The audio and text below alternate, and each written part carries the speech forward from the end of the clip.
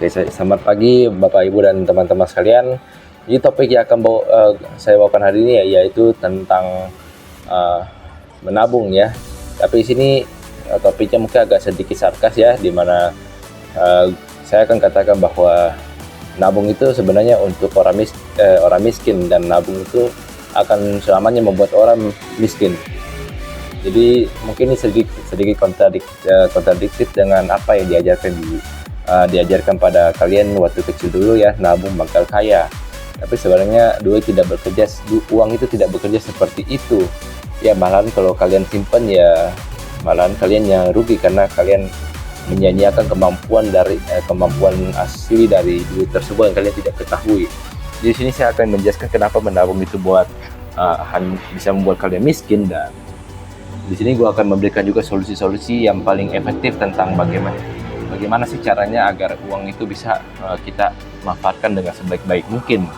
Jadi ya simpel aja, kita bakal masuk ke ide pembahasannya, yaitu yang pertama ada penyebab dari kenapa menabung itu buat orang miskin, yaitu inflasi. Dan yang kedua adalah solusi yang mungkin bisa gue tawarkan kepada kalian semua.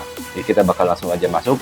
Jadi yang pertama itu kita membahas tentang inflasi ya. Seperti yang kita tahu ya, tidak perlu susah-susah aja ya, karena inflasi itu tidak semua orang paham. Tapi ya kasus nyata aja lah. Dulu kalian 5.000 itu bisa beli bakso 1 mangkok.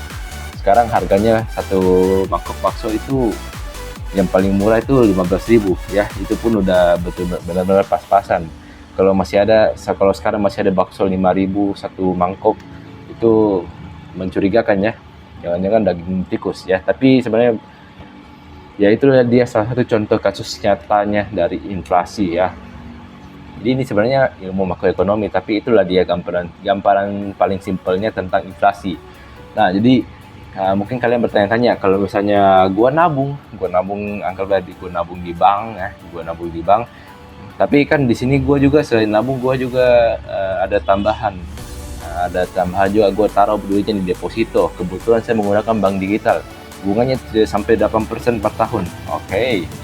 Jadi di sini mungkin ada satu fakta ya, bahwa sebenarnya nabung dengan bunga 8% per tahun pun tetap tidak cukup, karena yang jadi permasalahan di sini adalah bahwa kalian mungkin tidak tahu bahwa fakta sebenarnya adalah bahwa inflasi di Indonesia itu adalah sekitaran 10-25% per tahun.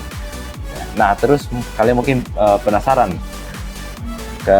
kan ini dirilis sama pemerintah inflasinya itu hanya sekitar 1-3% aja ya.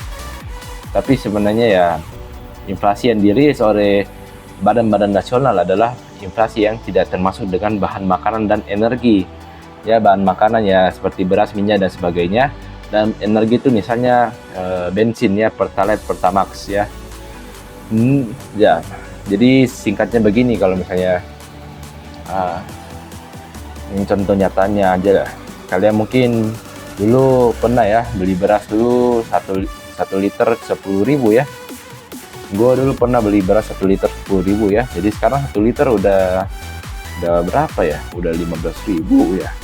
Terus anggap minyak goreng ya, dulu gue masih sempat beli minyak goreng 14.000 1 liter. Sekarang ya minyak goreng itu kurang lebih sekitaran 20 ribuan 1 liter. Nah kalian udah bisa lihat ya kenaikan harganya dalam 2 tahun itu udah berapa.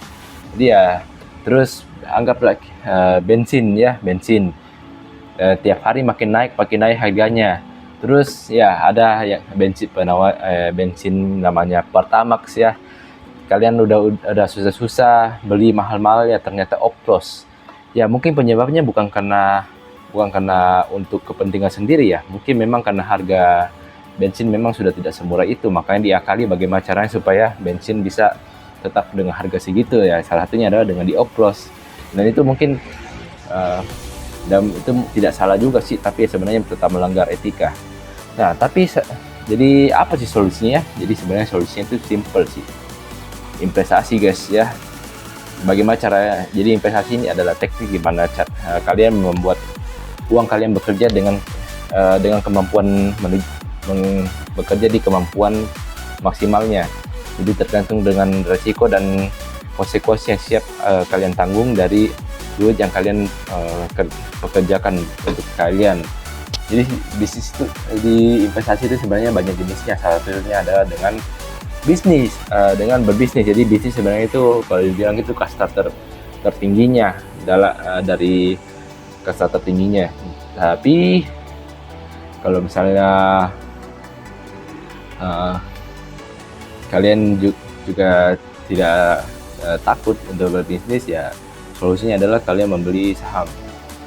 Nah, terus ada yang bilang, terus jadi solusi lain juga kalian bisa membeli emas, tapi ya tidak selalu tentang materi. Kadang investasi terbaik itu seperti kata Warren Buffett, investasi terbaik itu adalah berinvestasi pada diri kita sendiri.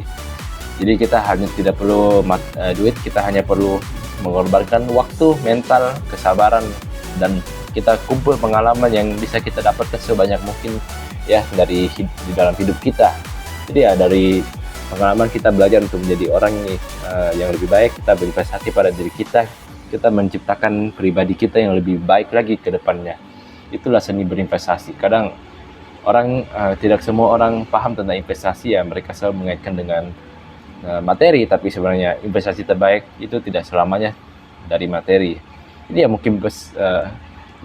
mungkin gue bisa bilang di sini adalah marilah mulailah berinvestasi dari sejak sekarang, karena lebih baik berinvestasi sekarang daripada tidak pernah sama sekali.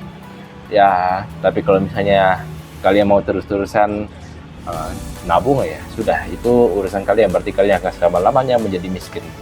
Dan sekian dan terima kasih.